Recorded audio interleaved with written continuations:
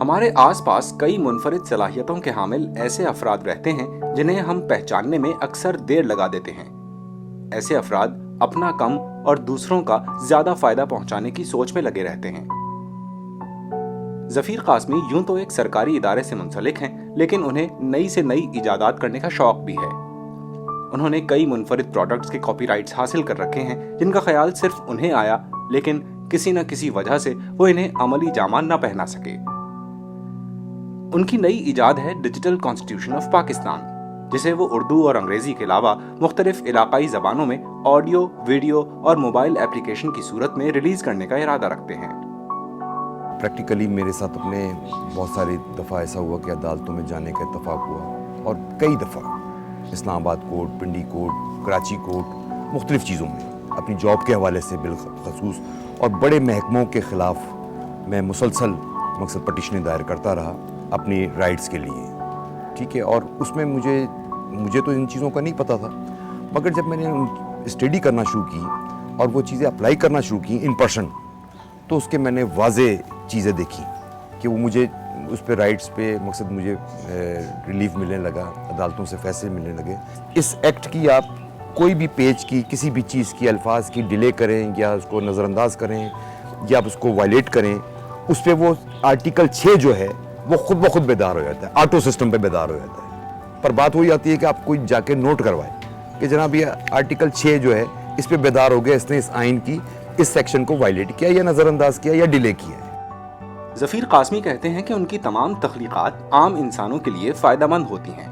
ان کے مطابق ڈیجیٹل آئین بنانے کا خیال آج تک کسی کو نہ آیا، اور اس طرح سے ان کی خواہش ہے کہ ان کا اور پاکستان کا نام وہ Guinness book of world records میں درج کرانے میں کسی نہ کسی دن کامیاب ضرور ہوں گے۔ 280 آرٹیکل ود امینڈمنٹ ایکٹ کے ساتھ جو اس کی مختلف اوقات میں آتی رہیں،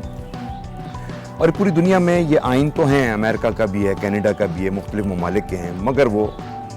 حالت غنودگی میں ہیں، مگر کتابوں میں ہیں، حالت بک کہہ لیں آپ، مقصد بیدار نہیں ہے وہ۔ تو ہم نے کوشش کی ہے کہ اس کو بیدار کریں، اپنے آئین کو تو بیدار کر لیں، اور یہ دنیا کا پہلا آئین ہوگا جو ڈیجیٹل الیکٹرانک موبائل ایپ جو ہوگا کہ آسانی سے آپ اس کو ویڈیو پہ، آڈیو پہ آپ دیکھ سکتے ہیں، سن سکتے ہیں اور گائیڈ لائن لے سکتے ہیں۔ مجھے امید ہے کہ آنے والے وقت میں مقصد عدالتوں پہ سے بوجھ کم ہو جائے گا، ٹھیک ہے، غیر ضروری مقدمات نہیں ہوں گے، لوگ اپنا ریلیف آٹو سیلف خود اپنی مقصد رائٹس لے سکتے ہیں، اور اس کی مین جو تھیم ہوگی وہ اویئرنیس ہوگی آسان زبان میں۔ ظفیر قاسمی کا تعلق ایک ادبی گھرانے سے ہے، اور ان کے خاندان کی ادب کے شعبے میں خدمات کسی سے ڈھکی چھپی نہیں۔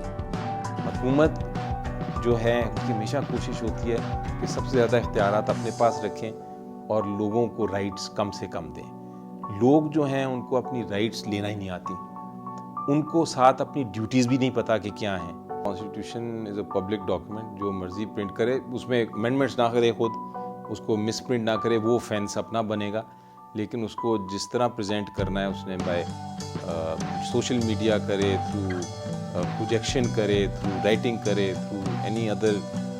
ٹیکنالوجیکل مینز وہ کرے، بالکل اس میں کوئی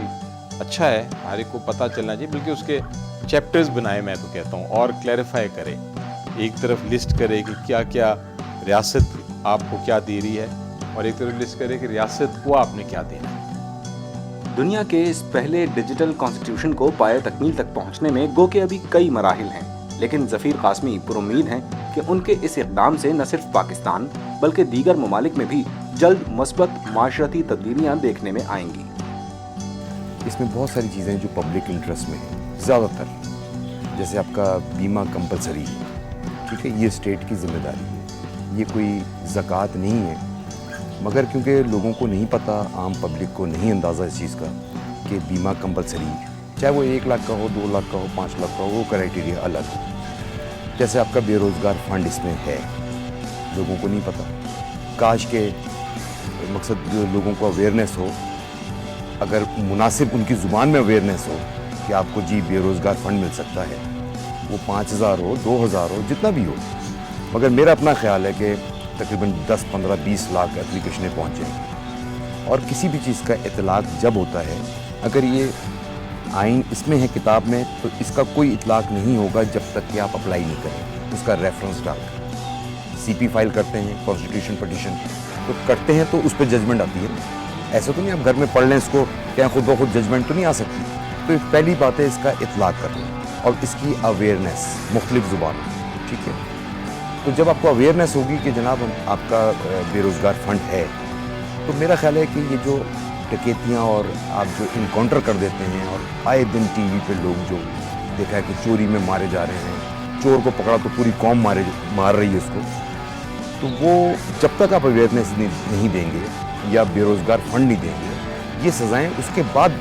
एप्लीकेबल होती हैं। अब देखें, जो सियासी लोग तो माज़रत के साथ वो इस आइन को अपने मकासद के लिए तो बहुत इस्तेमाल करते हैं। इसमें वज़ीर आज़म की क्या हकूक़ हैं, कौमी असम्बली के क्या हकूक़ हैं, ठीक है, वो तो आए दिन आप डिबेट सुनते हैं, मगर कभी आपने ये डिबेट नहीं सुनी कि जी पब्लिक के लिए इस आइन में ये सेक्शन मौजूद है। इस्लाह माशरा का बीड़ा उठाने वाले अक्सर हमारे इर्द गिर्द ही होते हैं। अगर सही वक्त पर उन्हें सराहा और उनके अफकार से फ़ायदा उठाया जाए तो माशरे तरक्की की मनाजिल तय करते हुए आगे का सफ़र जारी रखते हैं। Saud Zafar, voice of America, Karachi.